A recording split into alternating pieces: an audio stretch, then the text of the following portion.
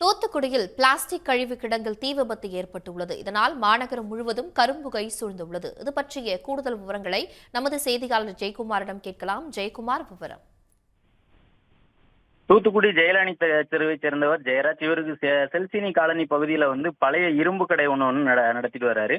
இந்த குடோன்ல திடீர்னு தீ பிடிச்சிருக்கு. இது எப்படின்னா, இந்த குடோனுக்கு பின்பக்கத்துல பழைய நின்ற உடைமரங்களை வெட்டி காய வைத்துள்ளார்கள். அந்த முட்புதரில் தீ வைக்கப்பட்டதை தொடர்ந்து அதிகமான காற்று காரணமாக அதிலிருந்து தீ அந்த இரும்பு பிளாஸ்டிக் பொருட்கள் தேக்கி வைக்கப்பட்ட குடோனுக்குள் பரவி இருக்கிறது. இதில் மளமளவென பரவிய தீ 100 அடி உயரத்திற்கு இப்ப கரும் புகையாக காட்சியளித்தது. அக்கம்பக்க குடியிருப்புகள் முற்றிலும் புகை மண்டலமாக காட்சியளித்தது.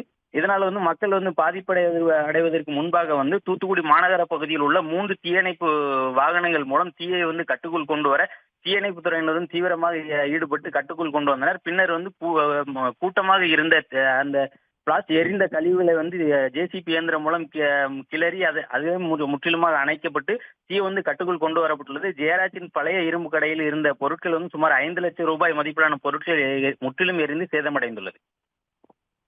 தகவல்களுக்கு நன்றி ஜெயக்குமார். உடனுக்குடன் செய்திகளை தெரிந்து கொள்ள சன் நியூஸ் பெல் ஐகானை கிளிக் பண்ணுங்க.